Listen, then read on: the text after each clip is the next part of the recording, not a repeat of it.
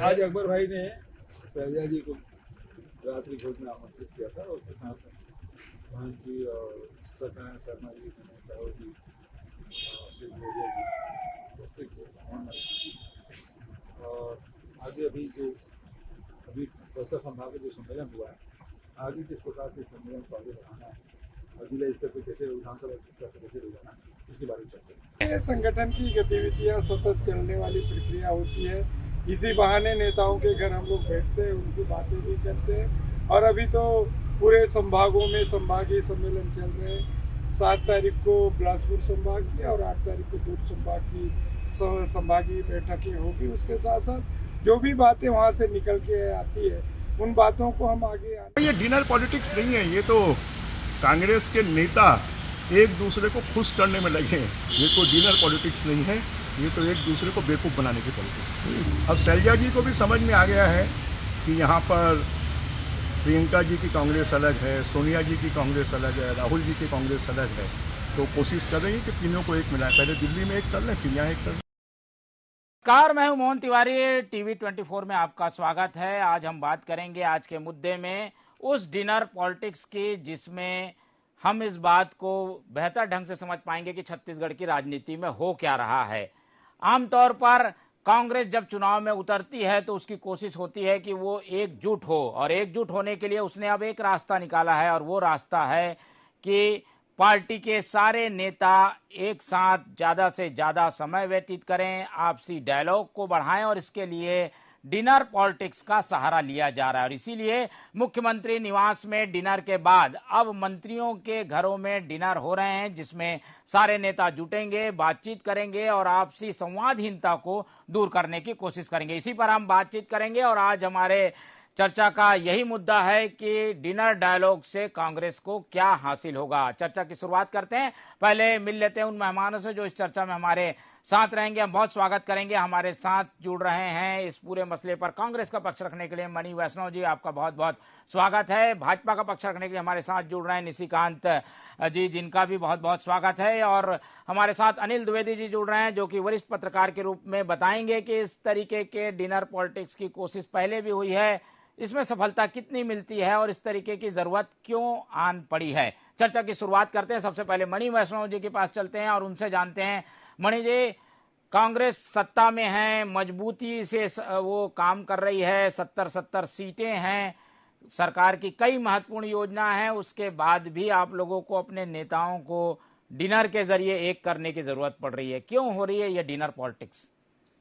देखिए, सामान्य भोज का कार्यक्रम था जो नेताओं द्वारा आयोजित किया गया था और सामान्य मुलाकात भी हुई, लोगों ने भोजन किया, साथ में मेल जोल बढ़ाने का एक प्रयास था और इसको कोई डिनर पॉलिटिक्स का इसे नाम नहीं देना चाहिए। इसमें कहीं भी ऐसी बात नहीं है कि जो आपस में कोई भेदभाव है तो उसे मिटाने का प्रयास किया जाए। हमारे यहाँ कोई भेदभाव है ही नहीं और भारतीय जनता पार्टी के जो नेता बयान दे रहे हैं, जो कि गवाह थे उस क्षण के जब हमारे वर्तमान प्रधानमंत्री उस समय प्रभारी बनकर आए हुए थे छत्तीसगढ़ और एकात्म परिसर में भारतीय जनता पार्टी के मुख्यालय में विवाद इतना बढ़ गया था कि मोदी जी को टेबल के नीचे छुपना पड़ गया था।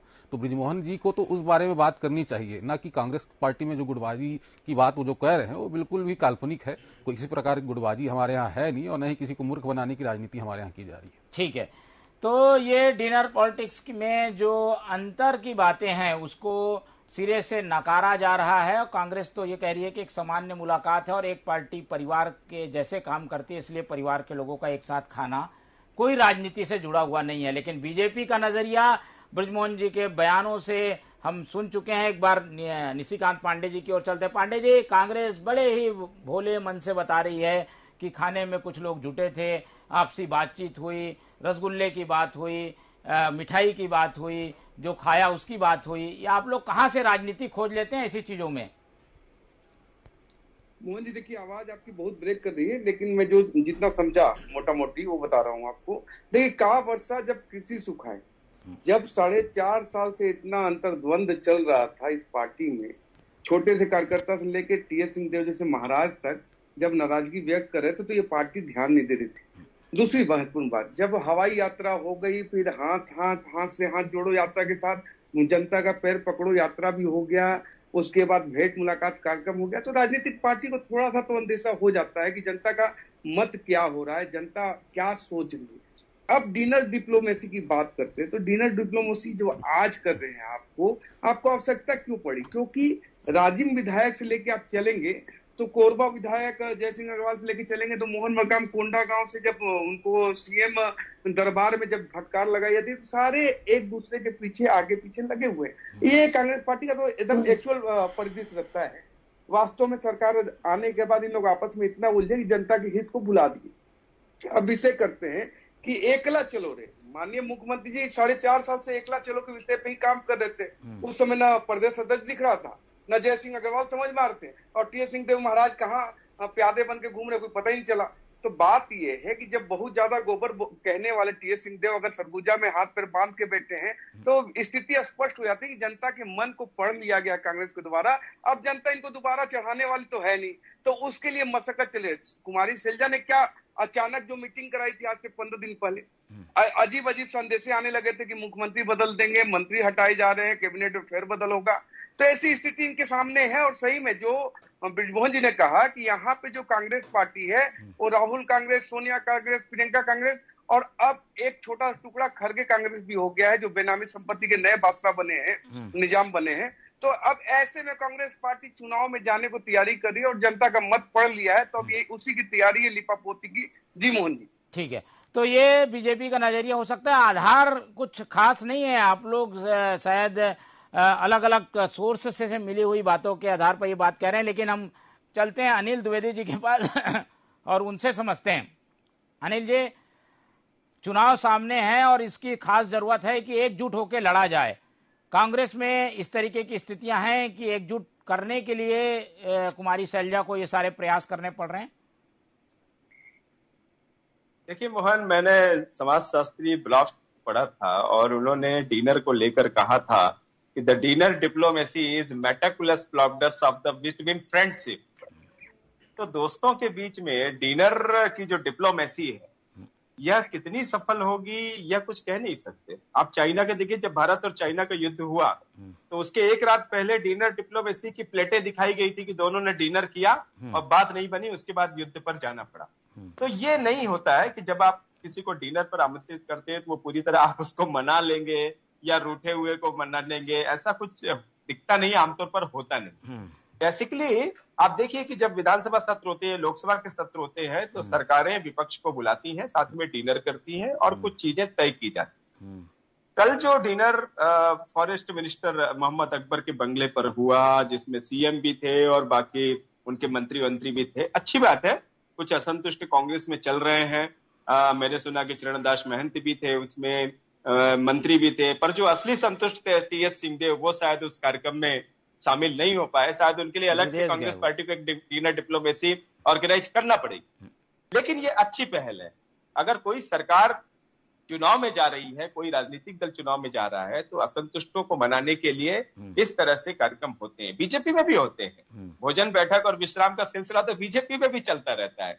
अब बड़े बड़े नेताओं के घर जाते हैं, भोजन करते हैं। तो इसका मतलब ये होता है कि जो भी संवाद की गुंजाइश हो सकती है, तमाम मतभेदों को बुलाकर के यदि पार्टी हित में कुछ सोचा जा सकता है, कुछ मुद्दों पर तो एक राय हो सकते हैं ना भाई, चुनाव मिल करके लड़ेंगे, इस पर तो राय होने में कोई कांग्रेस नेता इंकार नहीं करेंगे। नहीं कर रहा है, बिल्कुल। टिकट किसको मिलेगी, कितने को मिलेगी, समर्थकों को मिलेगी, ये एक अलग मुद्दे हो सकते हैं। पार्टी किन मुद्दों को लेकर के चुनाव लड़ेगी, तो कुछ विषयों पर एक राय हो जाना, संवाद स्थापित करना, नाराजगी को दूर करना, इसलिए डिनर डिप्लोमेसी बुरी नहीं है। सवाल यह है कि कांग्रेस हो या बीजेपी या कोई भी राजनीतिक दल, इस डिनर डिप्लोमेसी के तहत उसको रिजल्ट कितने मिलते हैं। अगर सरकारें बन जाती है कांग्रेस की, बहुत बढ़िया, मुबारक हो। बड़ी वैष्णव कांग्रेस प्रवक्ता बैठे हैं यहाँ पे, दूसरी बार सरकार बनाने का उनका सपना साकार हो, हमारी शुभकामनाएं हैं। लेकिन निशिकांत मुस्कुरा रहे हैं, कि वो मुस्कुरा इसलिए रहे हैं कि वो बीच बीच में हम सबको भी लंच पे ले जाया जाता है कि यार पत्रकार कोई नाराज है तो उसको मना लिया जाए, लंच करा दिया जाए, डिनर करा दिया जाए। मोहन की बारी आई, मुझे नहीं मालूम है, निशी को, मोहन को भी बुलाना चाहिए। लेकिन ये एक प्रक्रिया है जो दोस्तों के बीच में होती है कि भाई नाराज मत रहिए, दोस्ती होते रहिए। मणि वैष्णव को भी मैं सुझाव दूंगा कि भाई हम लोगों को बुलाते रहा करें लंच और डिनर पर, मोहन भी हमारे साथ में आएंगे तो अच्छा होगा। अभी तो आप सत्ता में हैं, मना भी नहीं कर सकते हैं, तो इसलिए डिनर डिप्लोमेसी का दौर चलते रहना चाहिए, चाहे वो पत्रकार हो, चाहे सत्ता हो, चाहे कोई भी संगठन हो, चाहे परिवार ही क्यों ना हो, रात को जब सारे परिवार के लोग बैठ के खाना खाते हैं तो उसका मकसद ही यही होता है कि जो भी मतभेद है, जो भी नाराजगी है भैया, उसको दूर करो और सब मिलकर के साथ चलो। ठीक है अनिल जी, ये अभी नेताओं को साधने में जुटे हुए हैं, फिर बाद में पत्रकारों की बारी आएगी शायद। अनिल जी को सुना, मणि जी आपने, अगर ऐसी चीजें हो रही है तो आप लोग सहज रूप से स्वीकार क्यों नहीं करते? मुख्यमंत्री जी ने जरूर कुछ संकेत दिया कि कुछ सम्मेलन होने हैं, उसके बारे में बातचीत हो गई, पर ये पूरी जो कवायद है, डिनर डिप्लोमेसी या डिनर डायलॉग जो हो रहा है, उसके पीछे अंतर्निहित यही है कि आप लोग कहीं ना कहीं अपने नेताओं को बांधे रखना चाहते हैं, कुछ नाराजियां हैं उसे दूर करना चाहते हैं। ये है क्या, सही है क्या? देखिए, हमारे नेताओं को बांधे रखने की जरूरत नहीं है। हमारे नेता एक विचारधारा से बंधे हुए हैं और कांग्रेस पार्टी से अलग उनकी कोई विचारधारा नहीं है और न उन्हें बांधने की कोई जरूरत है। हर कोई एक विचारधारा को लेकर चल रहा है। छत्तीसगढ़ में कांग्रेस पार्टी जनता के लिए काम कर रही है और बांधने की जरूरत तो भारतीय जनता पार्टी को है। हाल ही में हमने देखा नंद कुमार साय ने किस प्रकार से आरोप लगाकर, भारतीय जनता पार्टी के नेताओं के ऊपर आरोप लगाकर पार्टी छोड़ दी और कांग्रेस पार्टी में शामिल हो गए। तो किनके यहाँ बांधने की जरूरत है, ये तो भारतीय जनता पार्टी समझ चुकी है। इनके और भी नेता बहुत सारे ऐसे हैं जो कांग्रेस पार्टी में बहुत जल्द आने वाले हैं। तो भारतीय जनता पार्टी में असंतुष्टों की एक फौज है, असंतुष्टों की फौज है। इसलिए कह रहा हूं मैं, क्योंकि बीच बीच में हम देखते रहते हैं कि किस प्रकार से जो है अजय चंद्राकर जी भूपेन्द्र सवन्नी को कहते हैं कि ठीक से रहा करो वरना ठीक कर दूंगा। सरोज पांडे जी के बीच और प्रेम प्रकाश पांडे जी के बीच किस प्रकार की तनातनी चलते रहती है, ये भी हम देखते हैं। तो तमाम उदाहरण हम देखते रहते हैं भारतीय जनता पार्टी के बीच। और भारतीय जनता पार्टी क्योंकि दो लोगों की पार्टी है, तो वो जो परस्पर प्रेम है, जो कांग्रेस पार्टी के अंदर जो हम लोग जो साथ में बैठते हैं, भोजन करते हैं, मेल मिलाप होता है, बातचीत होती है, इस बात को भारतीय जनता पार्टी नहीं समझ पाएगी, क्योंकि इनके यहाँ दो लोगों की पार्टी है और वो जो दो लोग कह देते हैं वही जो है आदेश लोग मान लेते हैं। निशिकांत जी बेसब्री से इंतजार कर रहे हैं अपनी बारी का। निशिकांत जी, लेकिन इसमें कुछ ज्यादा कुछ है नहीं। अगर परिवार में बैठकें होती हैं, आप लोग अलग अर्थ निकालते हैं, कांग्रेस तो अच्छी कोशिश कर रही है, अपने आप को मजबूत कर रही है, आप लोगों को इसका जवाब ढूंढना चाहिए कि ना कि उनकी पहल पर सवाल उठाने चाहिए? देखिए, ये तो इनका अंदरूनी मामला है, उसमें बहुत ज्यादा टिप्पणी करने की आवश्यकता नहीं। लेकिन जैसा मनी वैष्णव जी कह रहे थे, इतिहास में कोई मुख्यमंत्री चिट्ठी लिख के सुसाइड कर ले, बताया जाए कि पिद्दी को बिस्किट खिलाया गया लेकिन सीएम को समय नहीं दिया गया, वो मनी वैष्णव जी हमसे बात कर रहे हैं कि क्या स्थिति है, तो वो अलग विषय है। छत्तीसगढ़ कांग्रेस की बात करते हैं। छत्तीसगढ़ कांग्रेस में कितने धड़े हैं? मैं जब राजीव में विधायक की बात कर रहा हूँ, या जयसिंह अग्रवाल की, या टी.एस. सिंहदेव जी की, या मोहन मरकाम की, ये लोग तो आप ही के पार्टी के ना। अगर एक आदिवासी प्रदेश अध्यक्ष को सीएम अपने राज दरबार में नेता है जो रडार में है, जो कांग्रेस पार्टी में आने वाले, उनकी बात कर लीजिए आप। मनी वैष्णव जी, मैं आपके कुमार साजी पर बोल दीजिए, आप यहाँ कितने धड़े हैं बोलेंगे, उस पर सवाल लेंगे। मनी वैष्णव जी, नंद कुमार साय जी आए हैं, पता नहीं और कितने लोग आएंगे अभी। Like Rahul Gandhi, please don't behave like Rahul Gandhi, please. Rahul Gandhi, have some patience, let me complete. मैं तो चाहता हूँ कि मैं राहुल गांधी की तरफ बिहेव करूँ, वो हमारे नेता है, जो बात मैं कह रहा हूँ छत्तीसगढ़ प्रदेश जैसा चरित्र हमारा होना चाहिए, ना कि नरेंद्र मोदी जैसा चरित्र होना चाहिए। जनता के बीच में बोलते हैं ए लड़की राजनीति मत कर, या बोलते हैं तेरा बाप कभी सीएम से बात किया होगा, तो उस अकड़ का ये समय है निकालने का। जनता ने मन बना लिया है कि ऐसा अक्खड़ सीएम जो प्रदेश की जनता के साथ इस बदतमीजी से बात करता है, ऐसे सीएम को और ऐसे पार्टी को उठा के फेंक देना। दूसरा महत्वपूर्ण विषय, भ्रष्टाचार में लिप्त हमारी कांग्रेस पार्टी जो है, वो कुमारी सैलजा भी देख रही है कि सिंडिकेट कहां तक जा रहा है और किसके दरवाजे तक पहुंच रहा है। तो कुमारी सैलजा का भी डर वास्तविक है और स्वाभाविक है। अब बात क्या है कि सीडी और ईडी के बीच जो फंसी हुई है कांग्रेस पार्टी, किस दिशा में जाना चाहती है? क्योंकि बस्तर को साधने की बात करें, बस्तर में तो 12 सीट तुम आपके पास है, तो आपको अगर इतना परिश्रम करना पड़ रहा है, इसका अंदाजा आप इससे लगाइए कि आप बस्तर से शुरुआत कर रहे हैं। तो अगर इतना परिश्रम कर रहा है तो कहीं ना कहीं आपको जनता के मन के बात तो आपको समझ में आ गई है ना।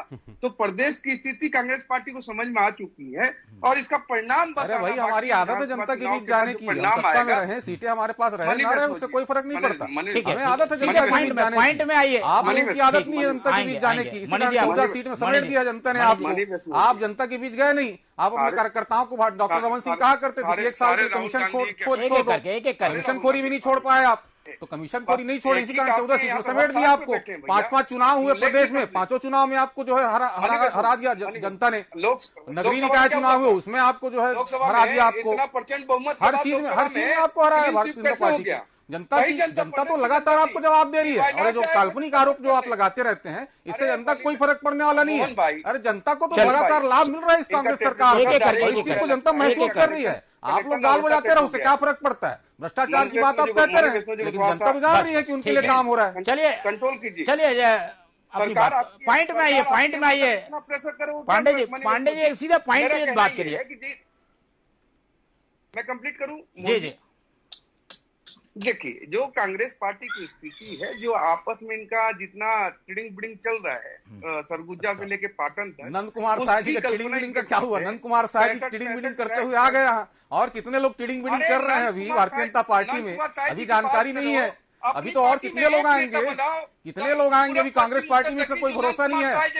नंद कुमार साह जी अभी आए हैं, बड़े नेताओं की शुरुआत हुई है, अभी बहुत सारे और लोग आएंगे। साल में पार्टी ने इतना दिया, वो असंतुष्ट अरे है। किस और कहाँ टीएमसी कितने को धड़े नहीं हैं वो दिया, तो वो दिखने असंतुष्ट लग गया है। क्या चुनाव कर जैसे जैसे सकते करीब आते जा रहा है, समझ में आते जा रहा है। ठीक है, पॉइंटेड बात पूछिए, फिर मैं सवाल लूंगा। पॉइंटेड बात ये कंप्लीट करने दे, तब तो ये जल्दी, तो राहुल जल्दी। गांधी जी सब बिहेव कर रहे हैं, हम क्या करें? मैं ये कह रहा हूँ कि आप कांग्रेस किसी की तरह पार्टी का behave कर अंतर रहे कलह जमीनी स्तर पर दिख रहा है। अब चारों तरफ से इन पे हमला प्रहार हो रहा है और जनता के मत ये समझ चुके हैं, इसलिए ऐसी स्थिति हो रही है। हालांकि ये इनका अंतर्गत मामला है, इस पे हम लोग ज्यादा टिप्पणी नहीं करेंगे। बढ़िया है, डिनर डिप्लोमेसी कीजिए, ब्रेकफास्ट डिप्लोमेसी कीजिए, लेकिन कम से कम एक दूसरे का सम्मान करना सीखिए। अगर प्रदेश अध्यक्ष है तो संगठन का अरे मुखिया नंद कुमार, है, उसके नंद साथ कुमार वो भी साह जी का आदिवासी सम्मान हिस्सा क्यों आता नहीं है। किया आपने? उसके साथ नंद कुमार साह जी का सम्मान आपके करते, घमंड सम्मान की दिखाता बात है, करने घमंड वालों, कर नहीं रहा। नंद कुमार जी, साह मोदी। जी का इतना अपमान ठीक है। किया आपने, इतना किनारे किया उनको कि उनको कांग्रेस पार्टी में आना पड़ गया। ओहो। आप सम्मान की बात कर रहे ओहो। हैं। नंद कुमार पटेल, ओहो। नंद कुमार साह जी का एक सम्मान क्यों नेता नहीं किया बताओ आपने? जो- एक इतने बड़े बताओ नेता, जो 4-4 बार विधायक अपनी रहे, सांसद पार्टी रहे, का हो। राष्ट्रीय ठीक। एसटी आयोग के चलिए, अध्यक्ष रहे, मैं- उनको तो मैं आप सवाल- लोग नहीं पाए, उनको सम्मान दे नहीं पाए आप सम्मान की बात करेंगे। मैं सवाल कर लेता हूं। पांडे जी, आप कांग्रेस पर सवाल उठा रहे हैं, लेकिन आपके यहाँ भी ऐसी स्थितियां हैं, मतभेद आपके यहाँ भी है। अगर मतभेद हैं आपके यहाँ और आप लोग सुलझा नहीं रहे हैं, कांग्रेस के यहाँ है, कांग्रेस सुलझा रही है, तो गलत क्या है इसमें? वही बता रहा हूँ, नंद कुमार साह जी की हमारी बात कर रहे हैं, हमारे मित्र मनी वैष्णव जी। इस प्रोफाइल का एक व्यक्ति पूर्व पश्चिम उत्तर दक्षिण से निकाल के दिखाओ कि जो 45 साल में जो पोर्टफोलियो नंद कुमार साह जी के पास था, अगर वो असंतुष्ट हैं, लाखों नहीं, स्वीकार तो करते हैं कि मतभेद जैसी स्थितियां हैं आपके यहाँ मतभेद है क्या? स्वीकार करते हैं?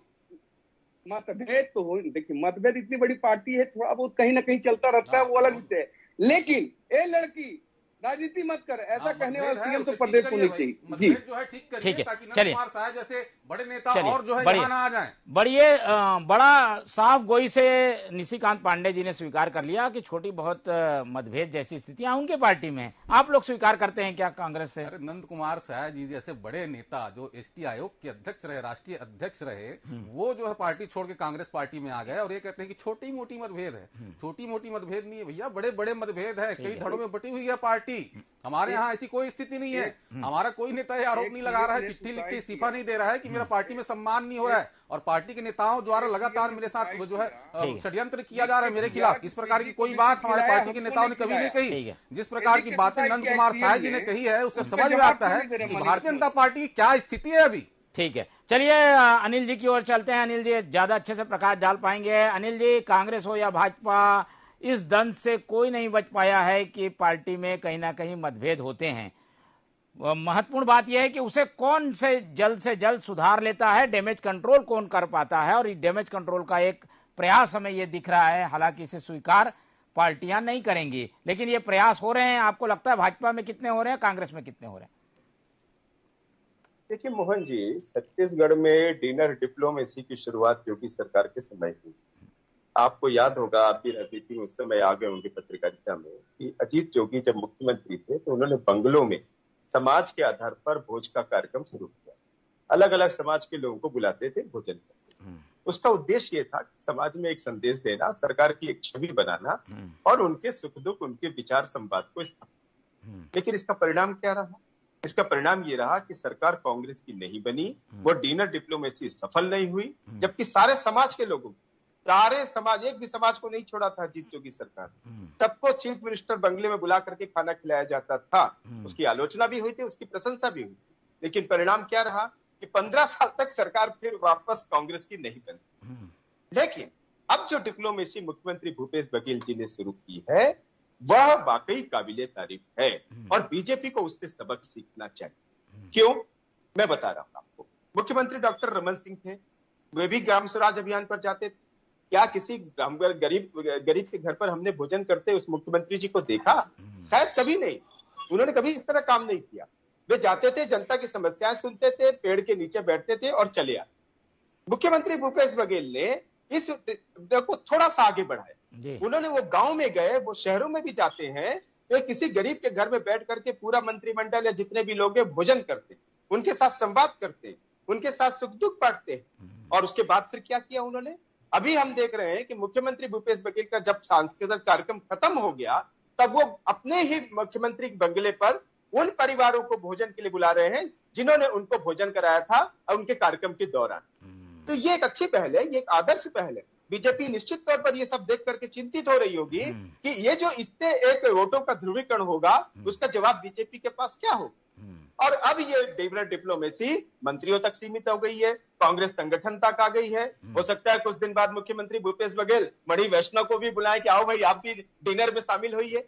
और ये कार्यकर्ता को समझाने का, उनको काम कराने का, सरकार को समझाने का, सरकार और संगठन के बीच सामंजस्य बैठाने का एक बेहतर माध्यम है। इसलिए राजनीतिक दल और सरकारें डिनर डिप्लोमेसी का इस्तेमाल करती हैं। और अभी भी समय बचा है। कांग्रेस को चुनाव में आने में अभी 6 महीने से ज्यादा का समय बचा है। अगर आपको डैमेज कंट्रोल करना है, कार्यकर्ताओं को समझाना है, मंत्रियों की नाराजगी दूर करनी है, प्रदेश प्रभारी शैलजा के साथ सामंजस्य बैठाना है, तो इस तरह के कार्यक्रम आपको करने होंगे। और इसे सिर्फ इससे सफल नहीं होगा। जो कार्यकर्ता नाराज हैं, जिनको सत्ता में कोई भागीदारी नहीं मिली, जिनकी कोई पूछ परख 4.5 साल में नहीं हुई, उन कार्यकर्ताओं को जो 80, 70, 80, 90 साल के हो गए हैं, उनको समझाने के लिए आप क्या करेंगे?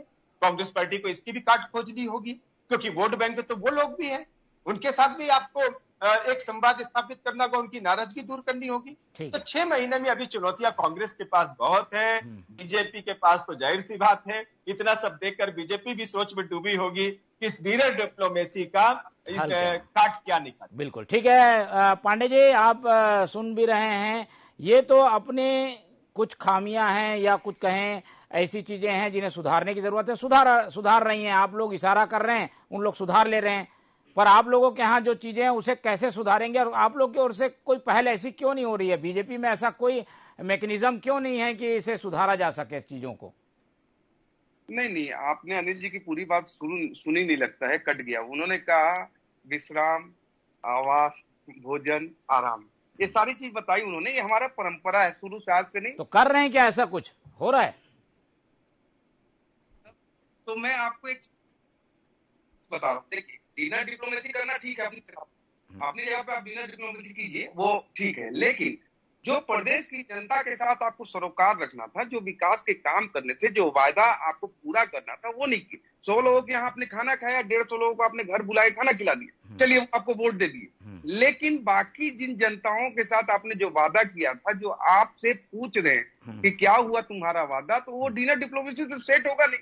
बेरोजगारी भत्ता तो आप दे नहीं पाएंगे 18 लाख लोगों को, शराबबंदी तो आप कर नहीं पाएंगे, और जो विधवा पेंशन आप बोलते वो नहीं कर पाएंगे, सिंचाई का रकबा दुगना नहीं कर पाए, जिनका बोर का कनेक्शन का पैसा आपने जमा कराया था वो नहीं करा पाए। तो वो सारी विषय तो है ही।